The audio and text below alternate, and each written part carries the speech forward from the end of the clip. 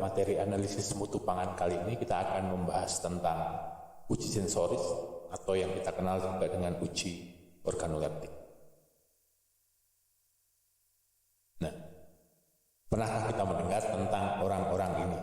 Ya, ada 3 orang yang sangat terkenal di bidangnya. Siapakah mereka? Pernah mendengar atau pernah tahu kan? Ya. Yang pertama adalah John Harrison. Yang ini adalah John Harrison. Ya. Yang kedua adalah Sebastian Michaelis. Nah, yang ketiga, yang perempuan ini adalah Lynn Tolly. Siapa mereka? Ya, mereka adalah ahli-ahli uji sensoris. Ya. Mereka adalah ahli-ahli uji sensoris, ahli-ahli di bidangnya. Kalau John Harrison ini, dia ahli untuk uji sensoris ice cream. Ya. Dia terkenal dengan sebutan ice cream man. Mungkin kalau Anda Google, ya, Anda cari di Google, John Harrison, ice cream man, gitu, akan muncul dia. Dia bekerja di salah satu pabrik es krim.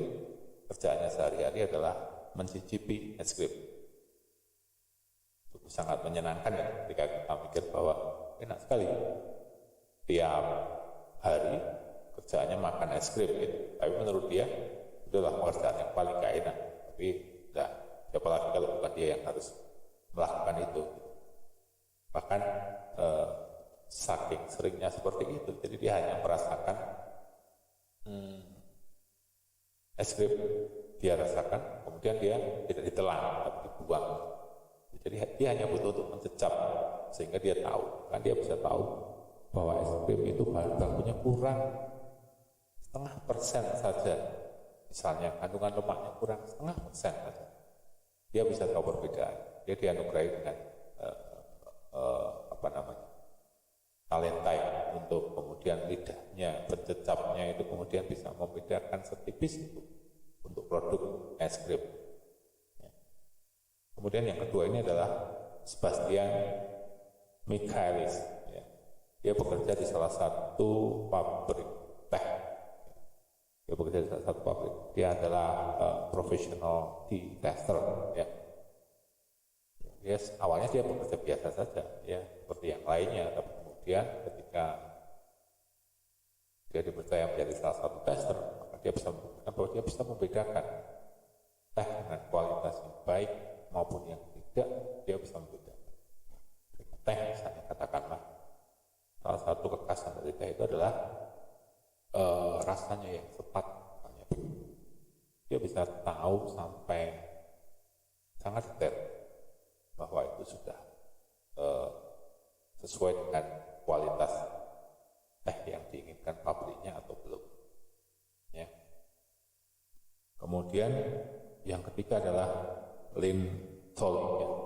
Lynn Tolly, dia itu adalah ahli sensoris juga, special sensoris dari ya, Jack Daniels, ya, minuman keras, minuman beralkohol ya, dari Jack Daniels. Jadi dia bisa tahu kualitasnya seberapa lewat indranya, lewat penciumannya, kemudian lewat kecapannya, seperti itu. Jadi ini adalah orang-orang yang berkarya. Ada orang-orang seperti ini ya, berkarya untuk menggunakan indranya untuk kemudian mencicipi produk, sehingga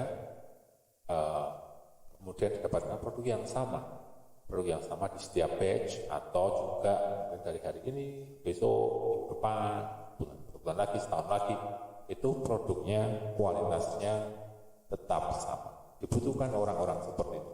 Tetapi kan ada mesin, Pak. Nanti akan kita bahas perbedaannya apa sih uji sensoris itu dengan uji instrumen. Ya. Jika ada uji sensoris, ada uji instrumen juga, saling melengkapi. Ada hal-hal yang tidak bisa dilakukan mesin dan hanya bisa dilakukan oleh manusia.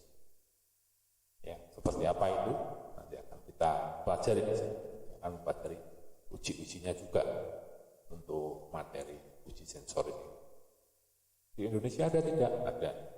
Ya, beberapa yang terkenal itu di tembakau sebagai grader tembakau. Dengan penciumannya bisa membedakan tembakau yang kualitas baik atau yang tidak. Ya. Seperti itu. Kemudian di setiap pabrik pangan pasti ada yang bertugas untuk menguji sensoris sebagai panelis uji sensoris untuk produk-produk yang dihasilkan. Pasti ada. Hanya mungkin ya tidak seterkenal ini ya, blow up-nya tidak seterkenal ini, tapi pasti di setiap pabrik pangan ada. Pentingnya seperti apa nanti ya. Nah, apa itu evaluasi sensoris? Ya. Evaluasi sensoris adalah scientific disiplin ya. Awalnya mungkin bukan merupakan scientific disiplin, tapi kemudian lama-lama evaluasi sensoris ini menjadi sebuah ilmu. Ya. Jadi sebuah ilmu. Awalnya memang mungkin hanya sesuatu ya harus dicicipi. Kita mau membeli sesuatu harus dilihat, harus dirasakan, harus misalnya diukur. Let's say kita mau membeli buah, sudah matang belum? Ya, buahnya sudah matang belum? Kita kan mau membeli buah yang matang dong, misalnya. Apa cara kita? Lihat warnanya. Ya, lihat warnanya. Kemudian dibaui, saya mangga, dibaui. Ya. Kemudian dipencet-pencet teksturnya, ya, apakah itu sudah empuk atau belum? Misalnya begitu kan? Nah, awalnya hanya sesederhana itu, sifat-sifat manusiawi sekali. Tetapi kemudian muncullah, lama-kelamaan muncul, kemudian menjadi sebuah ilmu, scientific disiplin yang digunakan untuk kemudian meneliti, ya, kemudian digunakan untuk menginvestigasi, ya, mengukur, ya, menganalisis, dan menginterpretasi hasil. Ya, jadi ketika ada suatu produk yang dikembangkan, kita bisa mengukur sensori. Oh, tingkat kemanisannya seberapa, ya, atau oh kekerasannya seberapa, gitu ya. Kemudian dari hasil itu kita analisa. Ya, hasil itu kita analisa. Nah, dari hasil analisis inilah kemudian kita bisa menginterpretasi hasilnya, menginterpretasi respon indera kita, respon indera dari yang mengukur tersebut, yang mewakili nantinya itulah adalah cerminan dari konsumen. Ya. Respon to product that are perceived. Jadi yang diterima oleh misalnya indera penglihatan, kemudian pembau, kemudian sentuh ya, sentuhan, kemudian rasa, juga pendengaran. Masuk bisa. Anda kalau makan kerupuk, bagaimana Anda tahu bahwa kerupuk itu enak dalam tanda petik enak, kualitasnya bagus? Itu salah satunya dari pendengaran. Kriuk, ya, produk-produk kering, ya, semacam crackers, ya, seperti itu. Kemudian chips, keripik. Salah satu tanda kualitas baiknya adalah dari hearingnya, dari pendengaran. Nah, seperti yang saya katakan tadi bahwa uji sensoris itu berkembang ya, mula-mula dari awal yang memang manusiawi sekali, yang memang dilakukan oleh manusia, itu simpel, kemudian berubah menjadi sebuah ilmu akademik yang menggunakan uji-uji, menggunakan metode-metode yang dikembangkan, menggunakan statistik, bahkan menggunakan statistik untuk kemudian menganalisis hasil. Hampir semuanya seperti itu kalau di pangan ya. beberapa industri terkait juga memakai uji-uji ini. Nah, perkembangan awalnya ya itu adalah dari evaluasi barang dagangan. Ya, barang dagangan pada waktu itu masih di zaman lama ya, zaman kuno itu.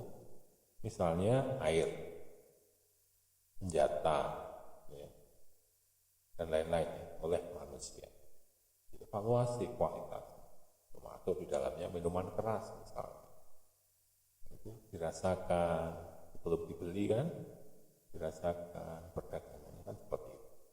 Nah, kemudian dari awal yang seperti ini, kemudian berlanjut kepada perkembangan perdagangan, sehingga membutuhkan penguji grade, namanya penguji grade ya, atau grader, atau penguji kualitas, sehingga kemudian muncul penguji rasa profesional. Jadi tahu bahwa katakanlah misalnya produk tertentu, let's say pasca panen buah-buah tertentu misalnya gitu, yang kualitas nomor 1 itu yang seperti apa, yang kualitas nomor 2 itu seperti apa, grader seperti itu ya, itu juga sensoris ya. Kita lihat dari warnanya, kita lihat dari bentuknya kan seperti itu. Kemudian daging pada waktu perkembangan western ya, cowboy itu daging kualitas unggul itu yang seperti apa sih? Bahkan mulai dari sapinya itu bisa dilihat, mencerminkan nanti kualitas daging yang dihasilkan. Nah, awal ini kemudian menjadi uji sensoris ini kemudian menjadi sebuah scientific disiplin adalah perkembangan triangle test. Jadi uji sensoris dengan metode triangle test di Skandinavia. Awalnya berasal dari Skandinavia metodenya ini, kemudian dikembangkan oleh University California Davis Food Science Department, berkembang di tahun 1965 di sana, dan kemudian berkembang pesat sampai dengan saat. Awalnya seperti itu. Nah, apa itu triangle test dan apa itu uji-uji yang lain akan kita pelajari di modul yang lain, modul berikutnya. Nah, kemudian metode sensoris ini kemudian dikembangkan kaitannya dari sisi ekonomis, bahwa suatu komoditas itu layak atau tidak untuk dapat diterima. Kan seperti itu. Motifnya ekonomi. Untuk kemudian mengembangkan suatu produk dan supaya memperoleh gambaran, deskripsi atau memperoleh insight bahwa ini produknya akan diterima atau ini produknya nggak akan diterima nih, itu maka perlu yang namanya uji sensoris duluan, ya, dengan panelis-panelis yang terlatih yang bisa menggambarkan ini nanti akan diterima. Panelisnya tentu lebih sedikit dari konsumennya. Kenapa kok seperti itu? Ya, kalau kita nanti langsung diuji pada konsumen semuanya akan membutuhkan sampel yang besar, dan itu tentunya biaya, ya, itu tentunya biayanya mahal kan begitu. Jadi perlu diuji sensoris dulu di lab setelah dihasilkan suatu produk. Janganlah begitu. Ya, apakah nanti sudah tidak diperlukan lagi uji di konsumen, di masyarakat? Tentu masih perlu. Itu adalah tahapan yang berikutnya. Tahapan yang berikutnya tentunya ketika sudah diuji sensoris di lab, maka itu akan mengurangi resiko kegagalan produk. Pasti nggak bisa gagal juga sih. Dan kemudian resikonya akan bisa diperkecil ketika itu sudah diuji terlebih dahulu. Ya. Selain itu juga bisa untuk mengevaluasi penggunaan bahan substitusi. Misalnya bahan-bahan tertentu. Let's say kita ngomong tentang coklat. Jika kita ngomong tentang coklat, maka tentu yang namanya lemak coklat ya, itu adalah salah satu penentu kualitas coklat. Bisa lumer, bisa lembut, enak, itu adalah karena lemak coklat. Ya, tapi mahal sekali harganya, sehingga saat ini malah justru jarang digunakan untuk lemak coklat. Untuk membuat coklat, tapi justru lemak coklat itu digunakan untuk membuat sesuatu hal lain yang lebih menguntungkan secara ekonomis. Misalnya kosmetik, misalnya mahal, ya, daripada sebatang coklat, katakanlah begitu. Nah, terus coklatnya sendiri pakai apa? Ketika coklat itu kemudian memakai 100% lemak coklat, maka tentu enaknya enak, tapi harganya jadi mahal sekali dan tidak terbeli oleh konsumen. Maka kemudian dicarilah bahan substitusi atau bahan alternatif. Bahan substitusi itu misalnya lemak dari kelapa sawit. Nah, lemak dari kelapa sawit itu bisa menggantikan lemak coklat yang asli dengan kemudian karakteristik yang sangat mirip. Nah, itu dibutuhkan ahli sensoris untuk kemudian menguji produknya. Diujilah produknya itu. Yang A pakai lemak coklat, yang satu pakai lemak sawit. Jadi dua produk itu diuji sampai nanti kemiripannya tinggi. Jadi tidak ada perbedaan lagi antara lemak coklat yang dengan lemak coklat asli dan juga lemak sawit. Nah, uji ini kemudian digunakan untuk mengevaluasi bahan substitusi sehingga coklat tetap dapat diproduksi dengan harga yang terjangkau seperti itu. Itu adalah coklat-coklat yang kita makan saat ini, yang kita beli di supermarket itu hampir semuanya isinya adalah cocoa butter substitute. Jadi bukan lagi asli lemak coklat semuanya.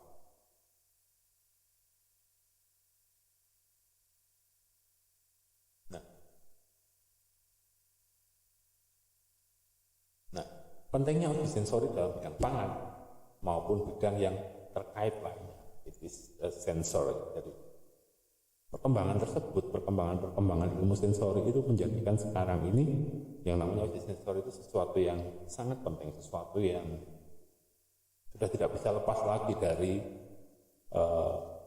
industri yang berkembang pesat ini, sudah tidak bisa lepas lagi, harus ada itu. Ya.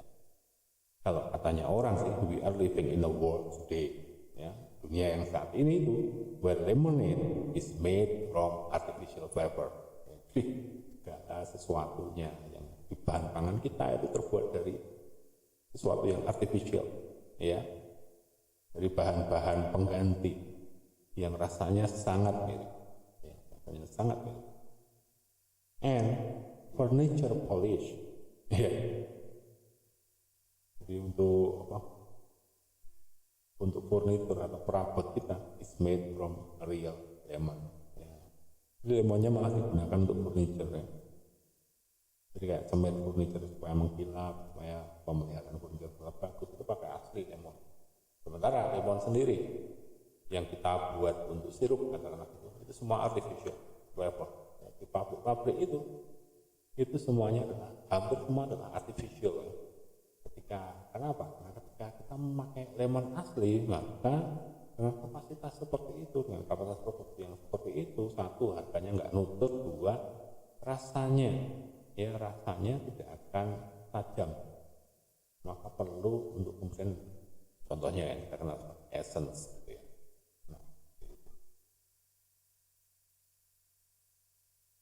Nah, kemudian kita masuk ke fungsi evaluasi sensoris. Fungsi evaluasi sensoris itu apa?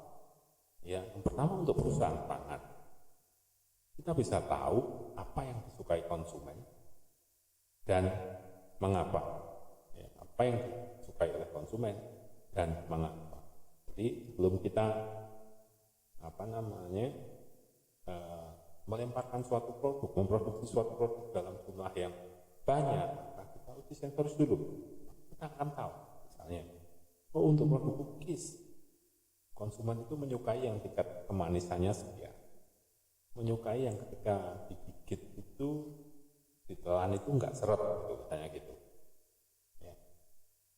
Jadi kita tahu juga seperti apa dan juga mengapa sih konsumen kok sukanya yang kemanisannya sekian. Kalau kita tambah tadi terlalu manis, mereka akan konsumsi terhadap rasa yang enak, katakanlah begitu, ataupun misalnya konsumsi terhadap kesehatannya, begitu.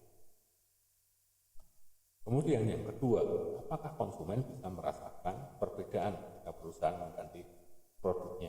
Misalnya mengganti salah satu bahan, itu yang tadi contohnya coklat itu ya. Bisa mungkin konsumen itu tidak mengetahui, ya, tidak mengetahui. Apakah bohong? Ya tidak juga. Tetap kita dalam labeling kita tetap kita tulis pakai bahan apa. Yang penting rasa dan sifat-sifat yang lain itu dari suatu produk itu tidak berubah. Apakah ini merupakan suatu hal yang mudah? Atau tidak? Ada beberapa produk yang dulu dan sekarang itu sangat berbeda. Salah satu produk mie instan itu ikan goreng, salah satu produk tidak saya sebutkan namanya gitu, itu sangat berbeda. Ini kualitasnya, kemudian mereka tidak bisa menemukan, saya kurang tahu juga apakah ingredients-nya atau apa, tapi itu sudah sangat jauh berbeda. Kemudian salah satu produk biskuit yang berlapis coklat terkenal banget. Sekarang juga masih ada sih, sekarang masih ada itu coklatnya enak banget, ya. Tapi semakin kesini coklatnya kemudian menjadi semakin tipis, rasanya juga sudah tidak selumer yang dulu, itu sangat berbeda. Dan sekarang sudah kalah dengan kompetitor meskipun masih ada, tapi sudah dengan kompetitor lain sudah susah untuk bersaing. Oke, kemudian fungsi evaluasi sensoris untuk bidang akademik. Memahami bagaimana indera kita bekerja dan bagaimana indera merespon terhadap rangsangan, ya, dari makanan maupun bahan kimia. Kita bisa tahu. Misalnya ketika kita indera kita, katakanlah kita melihat sesuatu, misalnya kita melihat buah apel yang merah, merona gitu ya. Terus kemudian bagaimana kemudian itu memberikan rangsangan, ya. Kemudian bagaimana indera kita merespon rangsangan tersebut. Nah, itu kemudian penting sekali dalam ilmu pemasaran, ya. Dalam ilmu pemasaran, katakanlah misalnya kalau masih supaya kita tidak melangkah jauh dari bidang pangan, maka let's say kita bahas tentang packagingnya. Bagaimana indera kita bekerja, bagaimana mata kita, bagaimana kemudian kemasan itu diatur, kemasan itu dirancang, termasuk warnanya juga, untuk kemudian bisa menarik hati konsumen. Jangan berpikir bahwa itu asal, itu Pringles itu punya warna-warna seperti itu, ya, merah, aslinya kan merah yang original. Ya. They have something, they have purpose, gitu ya. Jadi mereka punya tujuan, kemudian bisa langsung menarik, kemudian menarik konsumen. Mata konsumen itu langsung menuju ke dia bisa stand out, ya, dia bisa stand out di tengah-tengah di tengah-tengah produk yang ada di supermarket. Nah, itu salah satu. Kemudian memperbaiki metode testing. Metode testing ini makin lama makin berkembang, makin lama makin baik, meskipun sudah muncul let's say artificial nose misalnya.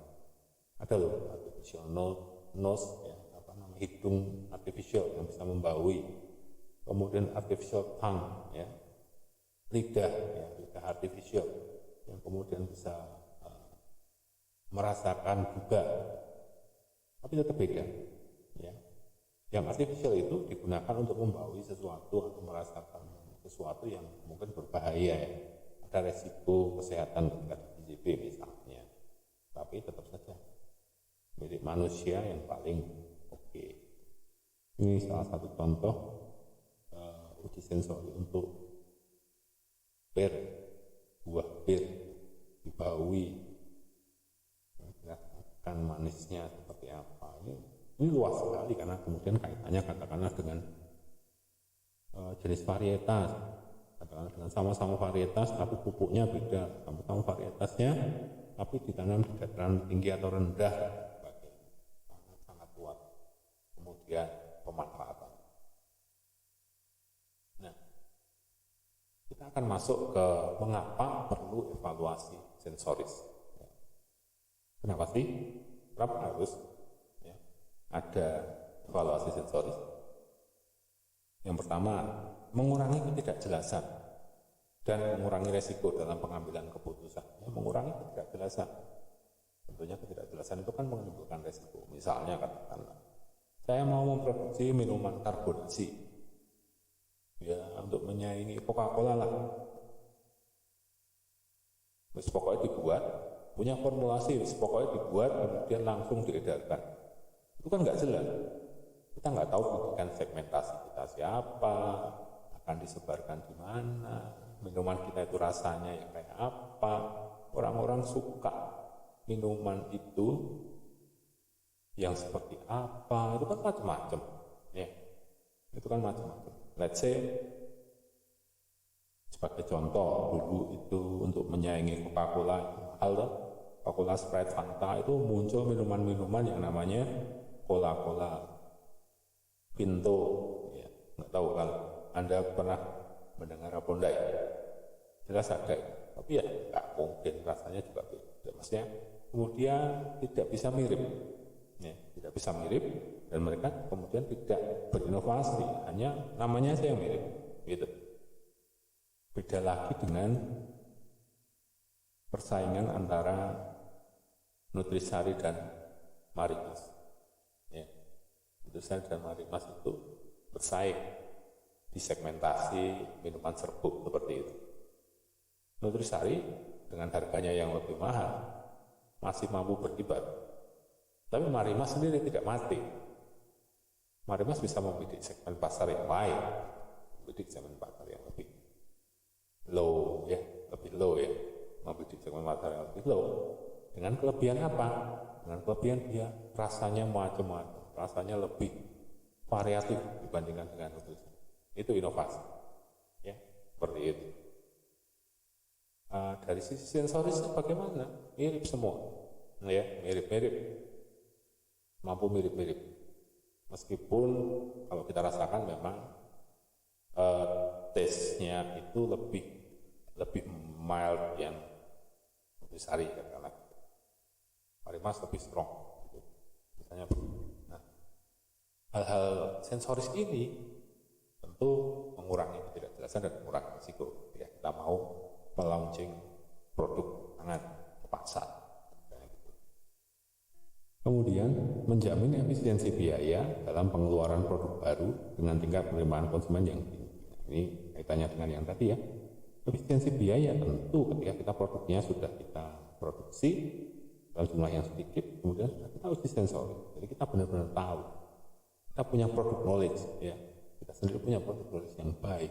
Kita maunya, konsumen itu maunya yang seperti apa? Konsumen itu mau produk misalnya permen, ya. Misalnya permen yang seperti apa? Rasa kecutnya itu yang seperti apa sih? Misalnya, sampai berapa sih rasa manisnya? Ya, kemudian apakah kemudian untuk indera penglihatan sejernih apa? Ya, seperti permen yang jernih itu, nah itu sejernih apa? Itu sensori semua, glowing, ya, seperti permata, gitu kan? Ya. Ini menjamin efisiensi biaya karena dengan tahu bahwa sensorisnya seperti ini, konsumennya suka, diuji kesukaan, dan banyak yang suka, itu maka tidak akan buang biaya. Ketika kita produksi, ya cerminannya laku, asetnya nggak jauh-jauh. Kemudian selanjutnya, manusia mampu mendeteksi bau dalam level yang rendah dibandingkan dengan instrumen. Jadi instrumen yang artificial nose tadi kurang bisa kemudian mendeteksi bau dalam level yang rendah. Padahal untuk produk-produk tertentu bau ini sangat penting. Jadi ada kemudian aroma dan aroma sirup misalnya, itu kan aroma pandan, aroma rose gitu ya, itu kan penting sekali aroma seperti itu. Kemudian ketika kita ngomong tentang chips dengan berbagai rasa atau Indomie, rasa sate atau apa itu, selain rasa capan juga ada baunya ya. Ada baunya teh, misalnya teh buah, teh rasa buah, itu kan juga baunya juga penting. Jadi kalau alat itu kurang bisa untuk kemudian mendeteksi bau-bauan seperti itu.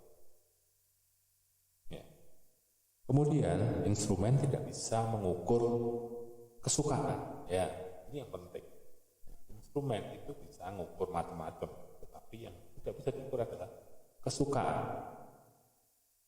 Tingkat kesukaan konsumen kan nggak bisa diukur oleh alat, yang bisa ya oleh uji sensoris, oleh panelisnya manusia tentu saja. Meskipun bisa digunakan untuk mendeteksi karakteristik pangan terkait dengan kesukaan, misalnya produk minuman, instrumen itu bisa mendeteksi tingkat tingkat kemanisannya. Instrumen bisa mendeteksi kemanisannya berapa, kadar gulanya berapa, itu dia bisa mendeteksi. Tapi dia tidak bisa mendeteksi tingkat kesukaan terhadap tingkat kemanisan, meskipun misalnya biasanya kalau lebih manis lebih suka, tapi kan ada batasnya. Di suatu batas itu tentunya enggak kan. Tidak semua yang kemudian rasanya manis itu juga enak. Ada beberapa keluhan juga dari konsumen bahwa yang ini kok terlalu manis ya. Itu misalnya ada produk-produk tertentu yang pernah saya dengar ya, misalnya di produk yogurt drink ini kok terlalu manis, itu misalnya mengganggu manisnya sudah. Itu tidak bisa diukur oleh instrumen.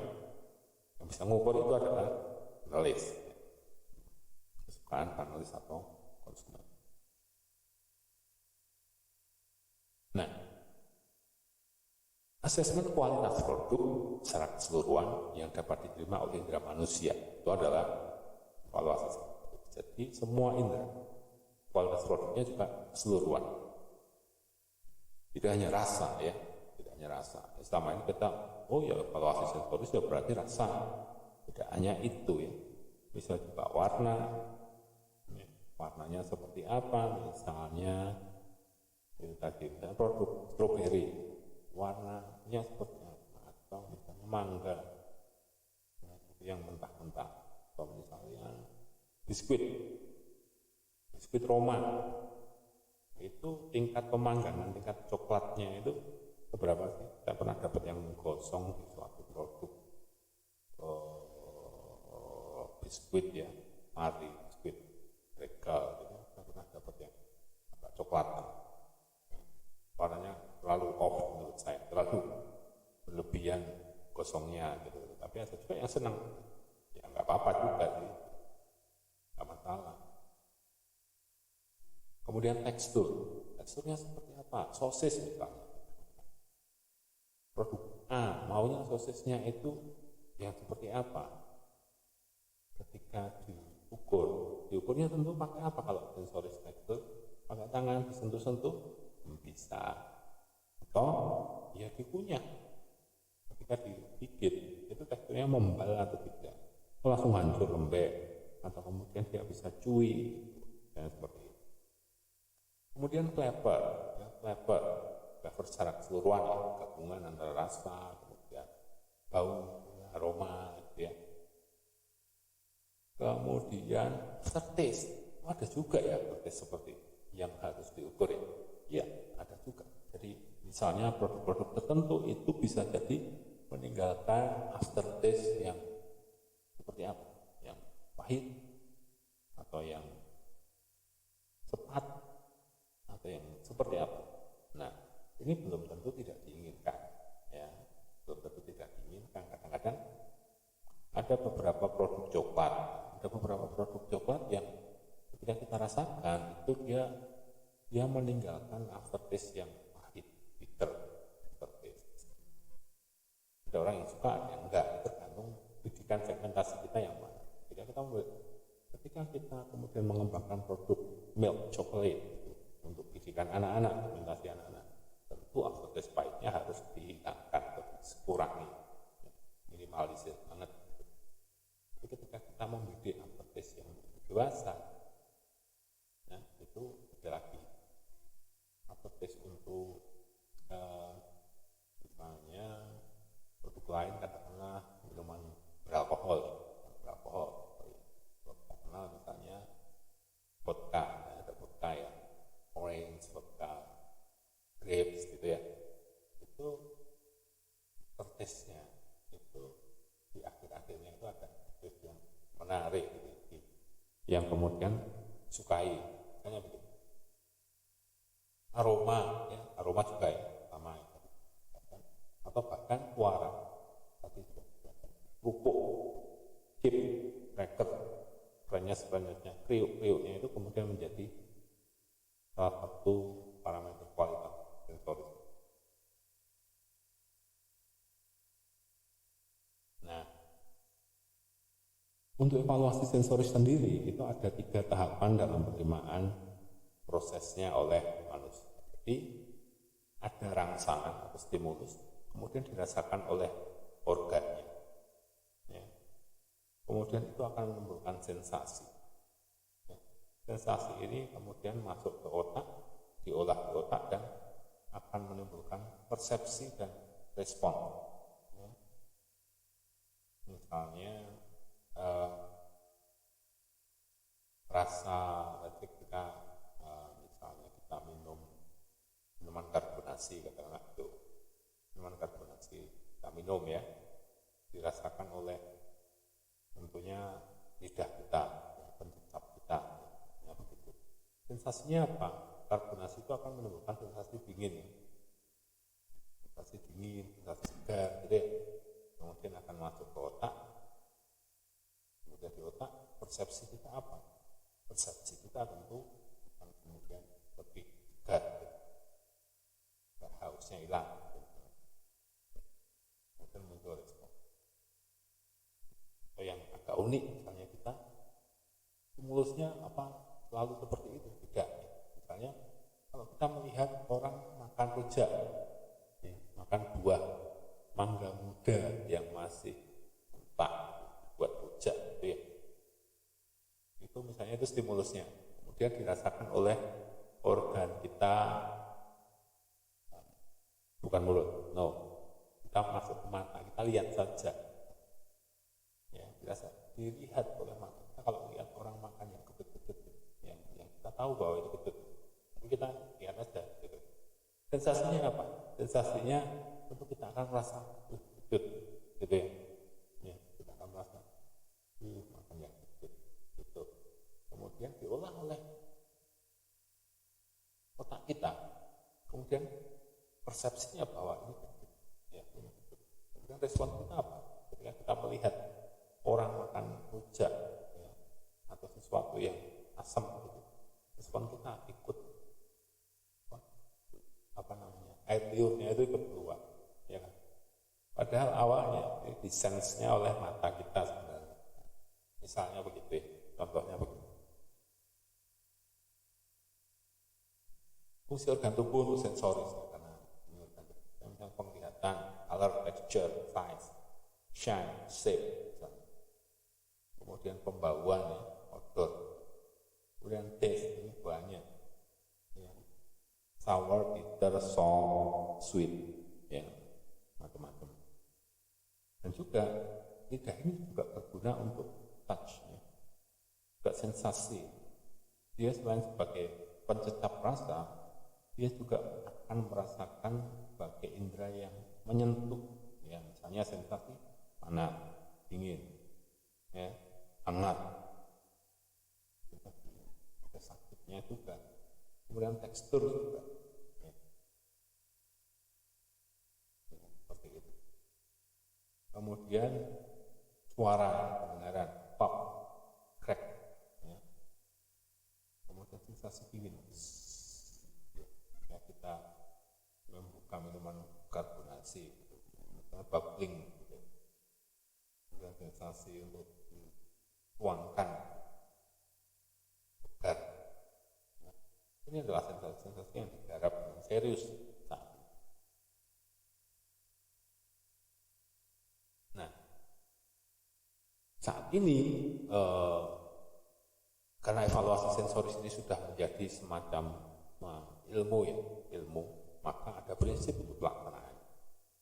Yang pertama adalah fasilitas. Ya, fasilitas harus dirancang dengan baik. Warna putih, tempatnya warnanya putih atau off-white. Kenapa? Karena salah satu yang akan kita ukur adalah warna. Jadi sebisa mungkin warnanya adalah netral. Kemudian pencahayaannya harus cukup untuk menerangi supaya kita bisa mengevaluasi itu dengan baik. Ventilasi yang baik juga penting karena tidak boleh sampai pengap, karena salah satu yang akan kita ukur juga itu adalah aroma, sehingga kita tidak terdistraksi oleh aroma ruangan yang enggak enak. Bahkan juga tidak boleh ketika itu kemudian disemprot dengan parfum atau pengharum ruangan dan lain sebagainya, itu juga dihindari, ya. Tidak boleh seperti itu, karena itu akan mengganggu hasil evaluasi sensoris kita. Kemudian sampel harus dipersiapkan dengan baik. Sampelnya, suhu misalnya harus dikontrol. Untuk semua sampel ya harus sama. Ketika kita menyajikan sesuatu, menyajikan minuman, ya suhunya semua harus sama. Karena ketika kita suhunya beda, itu akan mempengaruhi semua. Kadang-kadang minuman yang masih agak hangat itu akan mempengaruhi tingkat kemanisannya, sensasi kemanisannya akan berbeda. Kemudian volume yang disajikan harus sama semua sampel, ini juga penting.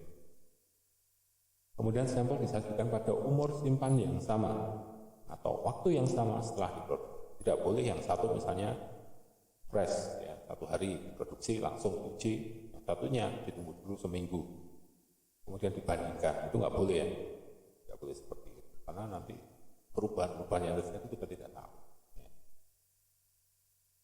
Kemudian desain eksperimen, ya. Sampel harus dilabeli ketika kita mau eksperimen, sampel harus dilabeli 3 digit kode untuk secara acak, ya, untuk menghindari bias. Supaya tidak bias, maka kodenya acak 3 digit harus harus diacak. Kemudian sampel harus disajikan dengan urutan, ya, atau counterbalance order. Seperti apa itu akan kita bahas secara lebih mendetail di modul yang lain. Nah, ini salah satu contoh untuk fasilitas sensor. Jadi ada ruangan-ruangan bersekat seperti ini. Kemudian panelisnya ini ada di sini. Nah, di balik ruangan ini ada petugas yang mempersiapkan, memberikan lewat ini ada pintu-pintu kecilnya seperti ini, maka dia akan memberikan lewat ini. Supaya apa? Diberi sekat, supaya tidak nyontek, ya. Kan begitu, ya. Tapi tidak terpengaruh oleh yang di sebelah sebelahnya, karena ini tidak ada benar, tidak ada salah sih. Ini hanya menyangkut kalau uji sukanya, preferensi pribadi saya seperti apa, ya. Seperti itu. Kemudian bisa biasanya ya, kita mau menguji sesuatu atau ada panelis yang tersedia untuk menguji, kita siapkan juga gift, ya, untuk panelis-panelis tersebut. Nah, itu materi kita untuk modul ini, tentang pendahuluan, tentang alasan-alasan kenapa perlu uji sensoris, tentang stimulus yang ada, ya, perkembangan uji sensoris, gitu, ya. Ini sekarang kuisnya, ya, kuis yang harus teman-teman kerjakan. Menurut Anda, uji sensoris seperti apa yang diperlukan untuk produk 1 minuman karbonasi, 2 biskuit, ya, coklat batang, dan keripik kentang. Nah, seperti apa, ya? Tuliskan pendapat Anda di email yang dikirimkan ke alamat email saya, nasipratik@gmail.com. Subjek-emailnya seperti ini, atau silakan mungkin lebih gampang lagi, kerjakan dan upload di Google Classroom.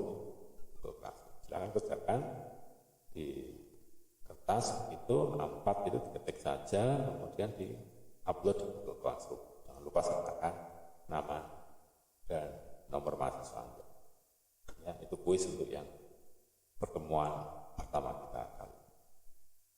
Nah, bersambung untuk modul selanjutnya adalah jenis uji sensoris. Jadi kita akan membahas tentang uji pembeda itu apa, uji deskriptif, uji preference, gitu ya. Akan kita bahas uji-uji tersebut, ya, karena ini masih pandemi, jadi tidak bisa untuk berkunjung ke lab seperti yang tahun lalu kita bisa berkunjung di lab, kita bisa simulasi di lab. Karena ini enggak, ya, nanti kita akan lihat saja teori dan mungkin ada beberapa video untuk kemudian bisa membantu teman-teman untuk lebih memahami tentang jenis-jenis uji sensoris.